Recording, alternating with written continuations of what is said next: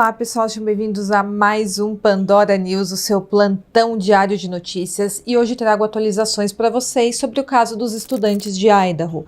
Acontece que novas evidências de DNA parecem apontar para outros suspeitos deste caso, e pode até mesmo excluir o Bryan Kohberger como possível criminoso. Eu vou contar tudo o que tem de novo deste caso para vocês. Bom, para quem não se lembra, nas primeiras horas da manhã do dia 13 de novembro de 2022, 4 estudantes da Universidade de Idaho que moravam em uma residência fora do campus em Moscow tiveram a vida tirada durante a madrugada. Aquela era uma casa alugada para estudantes e tinha 3 andares com 6 quartos, 2 em cada andar.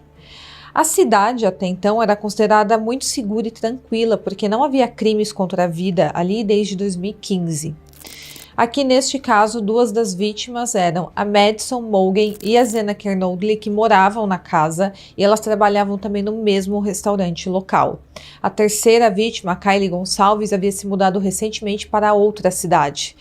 Porém, ela tinha ido até a casa naquele dia para participar de uma festa que teria ali nas proximidades. A quarta vítima, o Ethan Chapin, era o namorado da Zena Kernodle e ele estava na casa dormindo com a namorada na noite dos fatos. 2 outras colegas de quarto também moravam ali e estavam no local na madrugada do crime, porém elas não foram atacadas. Mais cedo, naquela mesma noite, a Zena e o Ethan tinham estado em uma festa no campus da fraternidade Sigma Chi. Eles ficaram lá das 8 horas da noite até retornarem para casa às 1h45 da manhã. Já a Madison e a Kylie foram ao The Corner Club, um bar esportivo que tem ali no centro da cidade. Elas ficaram lá das 10 horas da noite até 1h30 da manhã. De acordo com as colegas de quarto sobreviventes, os 4 estudantes estavam na casa às 2 da manhã, então 2 horas da manhã todo mundo já tinha voltado. Foi feito também um pedido no aplicativo DoorDash pela Zena Kernodle e foi entregue na casa por volta das 4 horas da manhã. As 2 colegas de quarto que sobreviveram aos ataques se chamam Dylan Mortensen e Bethany Funk. Elas teriam retornado para casa naquela noite por volta da 1 hora da manhã. Os relatórios oficiais afirmavam que ambas as colegas de quarto sobreviventes estavam em suas camas no andar térreo no momento do crime, por isso não haviam escutado nada. Porém, posteriormente foi confirmado que, na verdade, a Dylan estava dormindo no mesmo andar que a Zena Kernodle e o Ethan, que seria no segundo andar da casa. A Dylan posteriormente falou para a polícia que realmente naquela noite ela escutou barulhos durante a madrugada e ela abriu a porta do seu quarto várias vezes depois das 4 da manhã para verificar o que estava acontecendo. Primeiro ela falou que foi acordada pelo que ela pensou ser a Kylie brincando com o seu cachorro em um dos quartos do 3º andar e depois ela pensou ter ouvido a Kylie dizer algo como "tem alguém aqui". Ela então espiou para fora do quarto novamente quando ela pensou ter ouvido um choro vindo do quarto da Zena Kernodle e também uma voz masculina dizendo algo como "está tudo bem, eu vou te ajudar". Depois disso, ela abriu a porta pela 3ª vez e ela viu um homem vestido de preto, usando uma máscara cobrindo a boca e o nariz. E aquele era o criminoso. E ela disse à polícia que naquele momento ela ficou em choque, ela viu o homem passando por ela e saindo da casa. A polícia, pessoal, só foi chamada cerca de 8 horas depois dos ataques. Os crimes ocorreram ali por volta das 4 horas da manhã e a polícia foi acionada apenas às 11h58 da manhã. E esse intervalo de tempo gera muitas dúvidas e especulações sobre o que aconteceu na casa entre o momento do crime e a ligação para a emergência. Por que demoraram tanto para ligar? E não tem como não se questionar por que a Dylan não chamou a polícia assim que ela viu o desconhecido dentro da casa. Porém, ela alega que ficou em choque. A chamada para emergência foi feita ali próxima do meio-dia e foi feita através de um celular de um dos colegas ali da casa e o relato inicial era que tinha uma pessoa inconsciente ali. Porém, quando os policiais chegaram, descobriram as 4 vítimas ali sem vida no 2º e no 3º andar da casa. E tudo isso gera muitas dúvidas. Por que demoraram tanto para chamar a polícia? Por que a Dylan, ao escutar alguém chorando ou um desconhecido dentro da casa, não chamou a polícia? Será que ela não foi até os quartos ver se estava tudo bem? Ela apenas precisaria abrir a porta, que ela veria toda a cena do crime, porém ela alega que não, que ela se trancou dentro do quarto dela e ficou em estado de choque. E por que falaram para a emergência que tinha uma pessoa desacordada, como se alguém tivesse desmaiado, e não que tinha 4 pessoas sem vida dentro da casa de forma muito brutal. Bom, em 30 de dezembro do mesmo ano, o suspeito Bryan Kohberger foi preso no condado de Monroe, na Pensilvânia, e ele foi acusado por 4 homicídios de primeiro grau e também uma acusação de roubo qualificado.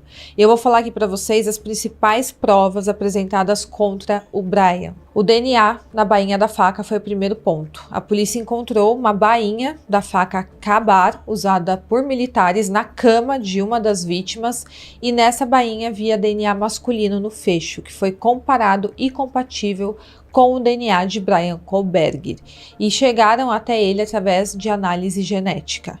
Outro ponto foi pegadas na cena do crime. Tinha uma pegada ensanguentada que foi encontrada ali no local e seria compatível com o tipo de calçado Vans, semelhante ao que Bryan Kohberger usa.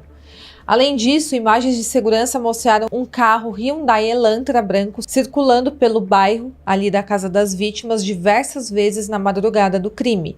E o Bryan Kohberger, coincidência ou não, tem um carro exatamente com essas características. O celular dele também foi desligado entre 2h47 e 4h48 da madrugada do crime, sugerindo uma tentativa de evitar rastreamento. Porém, registros mostram que o seu celular esteve próximo da casa das vítimas pelo menos 12 vezes antes do crime, o que pode indicar que ele estava ali observando exatamente qual era a dinâmica da casa para então cometer o seu crime. O Bryan Kohberger estudava criminologia e ele fez enquetes online perguntando a criminosos sobre como eles escolhiam suas vítimas e como se sentiam ao cometer os seus crimes. E claro, pessoal, que a prova mais concreta que a promotoria tem contra o Bryan é o seu DNA na bainha da faca que foi usada no momento do crime, que foi encontrada na cama da Kylie e da Madison. Os promotores disseram que buscarão pela pena capital caso Bryan Kohberger seja condenado. Então é aqui um caso extremamente sério. A linha do tempo de como ele foi identificado foi a seguinte, vou falar aqui para vocês para ficar bem claro. No mesmo dia do crime houve a coleta de DNA na casa e a polícia encontrou a bainha da faca na cama que é a da Kylie e da Madison. Elas estavam dormindo na mesma cama na noite dos fatos. No fecho da bainha da faca havia DNA masculino até então desconhecido e com isso foi possível usar a técnica de genealogia genética investigativa para tentar descobrir de quem era aquele DNA. Os investigadores então enviaram o DNA para o banco de dados público usado para a genealogia genética e o DNA foi comparado com vários perfis. E com isso identificaram parentes distantes da pessoa que tinha deixado o DNA ali na faca, que estavam cadastrados no banco de dados. A partir dessa correspondência genética, especialistas construíram uma árvore genealógica para tentar rastrear possíveis suspeitos. Essa análise levou os investigadores até a família Kohberger, mais especificamente ao pai do Bryan. A análise concluiu que o filho desse homem era o dono do DNA encontrado na cena do crime, e o único filho homem que o pai do Bryan tem é ele.